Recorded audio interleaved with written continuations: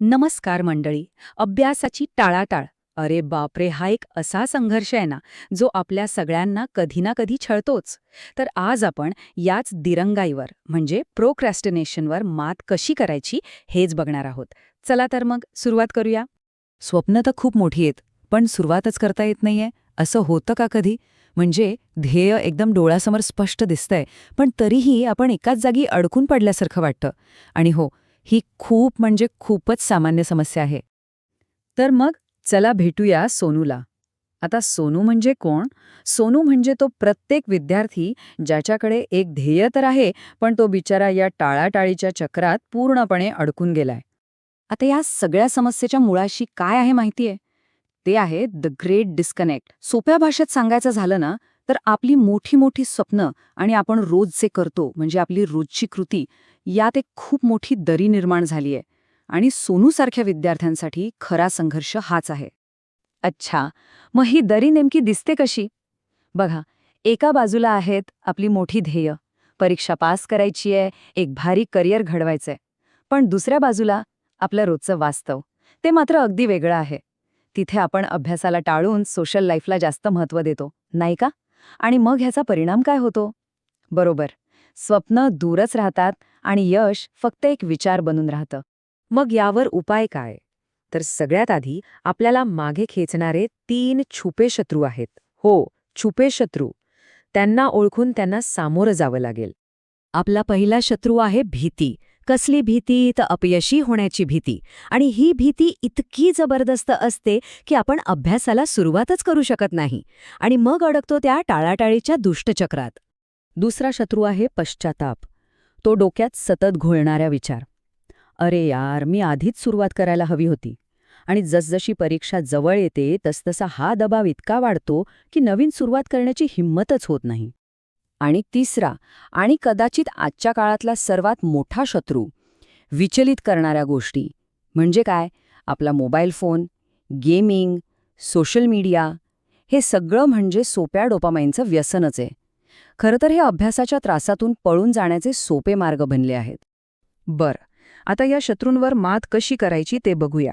आपला पहिला उपाय आहे 30 मिनिटचा विजय. ऐकायला खूप साधं वाटतंय ना, पण हे एक छोटंसं पाऊल टाळाकाळीची साखळी तोडण्यासाठी अत्यंत प्रभावी आहे. फक्त 30. हो, फक्त हा एक आकडा सगळं काही बदलू शकतो. कसा? तर फक्त आणि फक्त 30 मिनिटांचा केंद्रित प्रयत्न हे टाळ्याटाळीचं चक्र तोडून टाकू शकतो. ह्यामागचं रहस्य काय माहितीये? जेव्हा आपण फक्त 30 मिनिटं पूर्णपणे फोकस करतो ना, तेव्हा ती जी अपराधीपणाची भावना असते ना, ती निघून जाते. आणि तिच्या जागी एक छोटा का होईना, पण महत्वाचा विजय मिळवल्याचा आत्मविश्वास येतो. अरे वा, आपण लक्ष केंद्रित करू शकतो हे स्वतःलाच सिद्ध होतं. ठीक आहे, एकदा का आपल्याला ती 30 मिनिटांची गती मिळाली, की पुढचं आपलं साधन आहे WWW स्ट्रॅटेजी. ही एक खूप सोपी पण तितकीच शक्तिशाली चौकट आहे, जी आपल्या अभ्यास सत्रांना एक योग्य दिशा आणि स्पष्टता देते. हे खूप सोपं आहे. प्रत्येक अभ्यास सत्रापूर्वी स्वतःला फक्त 3 प्रश्न विचारायचे. पहिला, काय अभ्यास करायचा? दुसरा, केव्हा अभ्यास करायचा?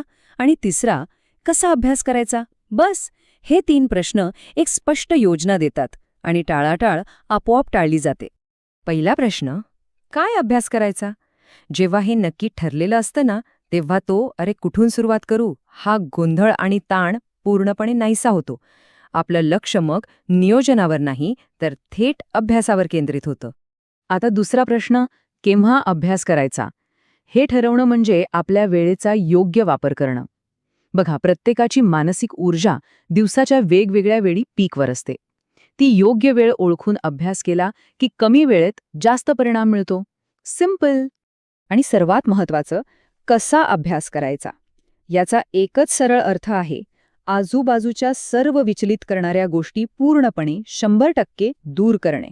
मोबाईल, टीव्ही, सगळं काही. यावर कोणतीही तडजोड चालणार नाही. आता आपण बोलूया एका अशा पावलाबद्दल जे खरं परिवर्तन घडवू शकतं. ते आहे 90 दिवसांचे आव्हान. आणि ही फक्त एक स्ट्रॅटेजी नाहीये, तर वाईट सवय मोडून एक फोकस्ड आयुष्य जगण्याची वचनबद्धता आहे. 90 दिवस. असं का? कारण वैज्ञानिकदृष्ट्या कोणतीही नवीन सवय लावण्यासाठी किंवा जुनी मोडण्यासाठी साधारणपणे इतकाच वेळ लागतो. विचार करा, फक्त 90 दिवस या सगळ्या व्यसनांपासून दूर राहिल्यास आपली लक्ष केंद्रित करण्याची क्षमता मुळापासून बदलू शकते. इथे बघा, आपल्यासमोर 2 वेगवेगळे मार्ग दिसतायत. एक मार्ग आहे विचलनांचा, जो आपल्याला टाळाटाळ, चिंता आणि शेवटी अपयशाकडे घेऊन जातो. आणि दुसरा मार्ग आहे फोकसचा, जो सकारात्मक बदल, प्रेरणा आणि यशाकडे नेतो. आता यापैकी कोणता मार्ग निवडायचा हा निर्णय पूर्णपणे आपला आहे. आणि एक गोष्ट नेहमी लक्षात ठेवा, स्वतःवर विश्वास ठेवणं हे सगळ्यात महत्त्वाचं आहे. कोणताही विद्यार्थी कठोर परिश्रम आणि दृढनिश्चयाच्या जोरावर आपली स्वप्न नक्कीच पूर्ण करू शकतो. आपल्या यशाचा प्रवास इथूनच तर सुरू होतो. तर मग आता प्रश्न हा आहे की सोनूसारखा विद्यार्थी पहिले कोणते स्वप्न पूर्ण करेल?